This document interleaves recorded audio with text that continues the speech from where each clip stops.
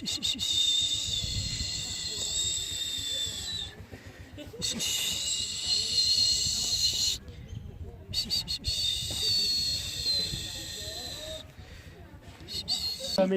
cứ đào hết đã, xong đào hết xong mình dọn ra hai bên, xong mình bắt đầu đổ trong, xong khi nào mình đổ xong thì mình lại lấp đất lên. măng vào.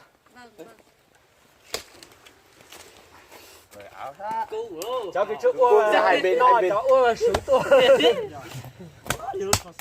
Em thì anh cái là lên lúc cho những chỗ là ha. Gì hả? Chị Phú lên à, lúc con lấy chín nhỏ. Không mà đừng theo lên chưa à? Mình đứng bên cạnh cùng thôi.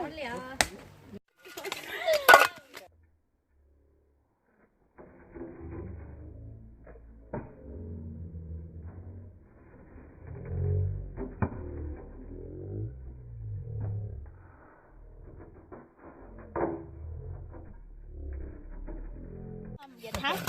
Chỉ đặt cỡ đi. Anh em nhớ làm cái gì ra. Anh trên này nó có.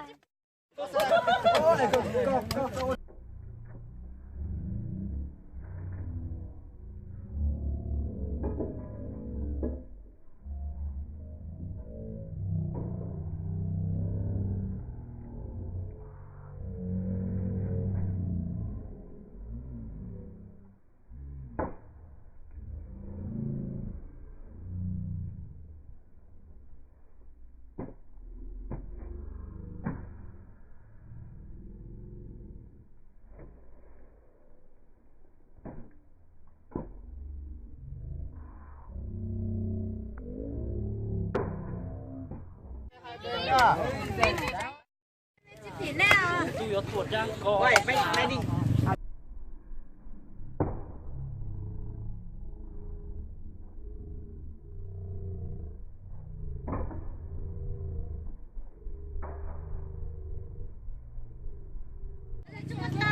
Như này là làm vợ được rồi. Ôi sao đấy. Bắt lại cho. Giá ấy trả. Chưa.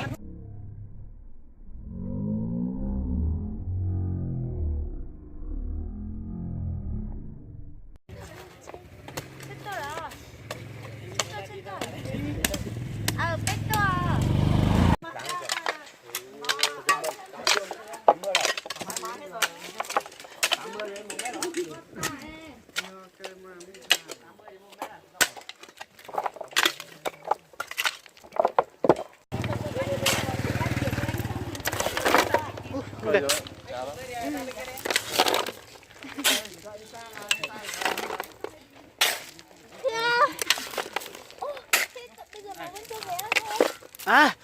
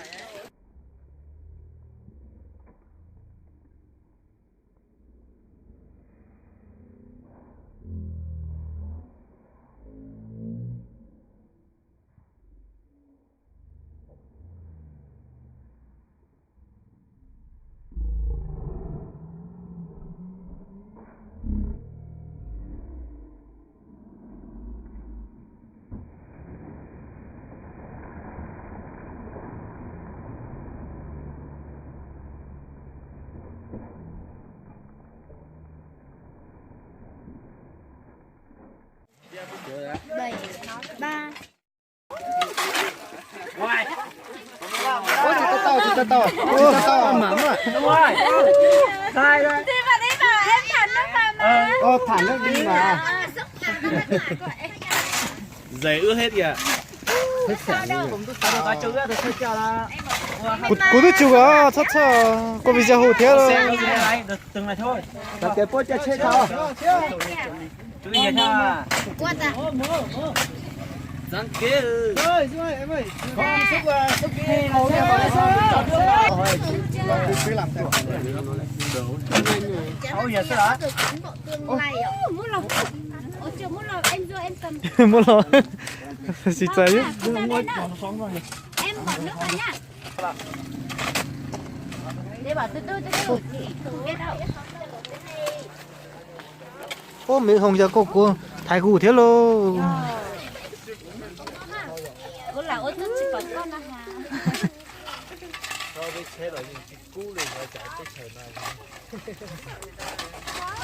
Chỉ được chia sư.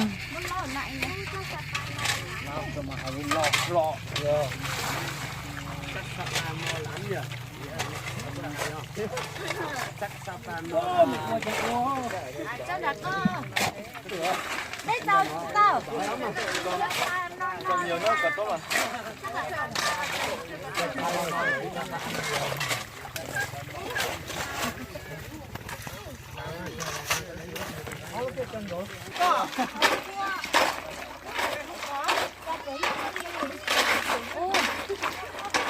Phải cho tôi nhìn, tập để chơi không?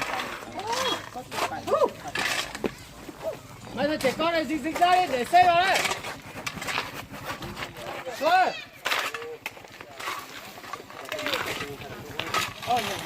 Ta làm được rồi.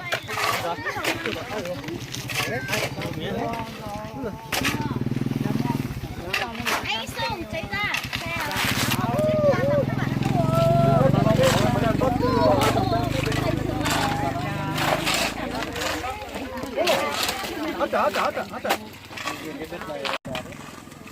Có tự không đảo ra hả?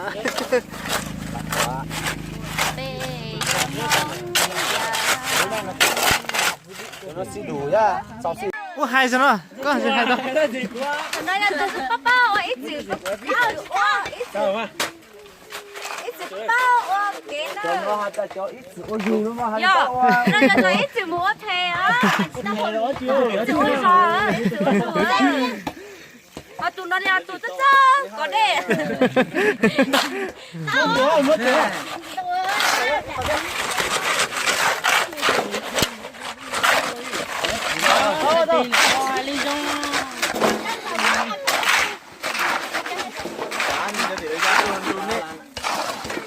Thôi, thay em thay. Đó chị. Cô này chào đi. Anh ơi. Mình cho em thay. Thế thì đến Anh xây đi kia chờ.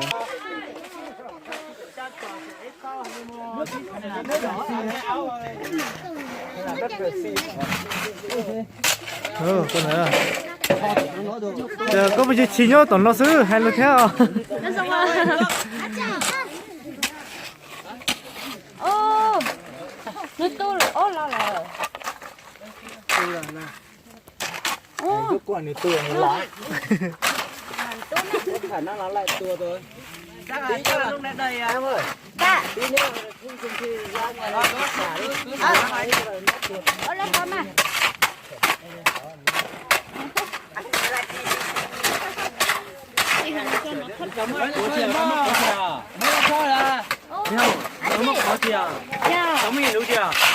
Chị phải nè. Em cũng chỉ bao trà nè. Con này. Số tiền này là chất dứa. Bây giờ không Không tủ để hát gì cho nó còn dao nữa. Không tỉnh thế đâu. mặt mày cũng hơn tao ấy. Cho nên thí rồi nữa. Giờ nó thế mà. Nó chỉ bỏ để cuối xong thôi cha.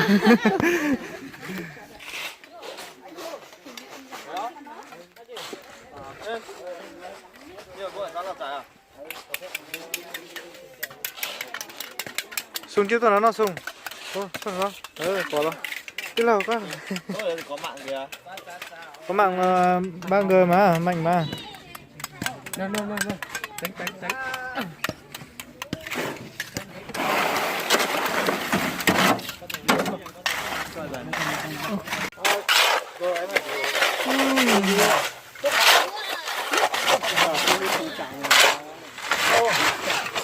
Rồi.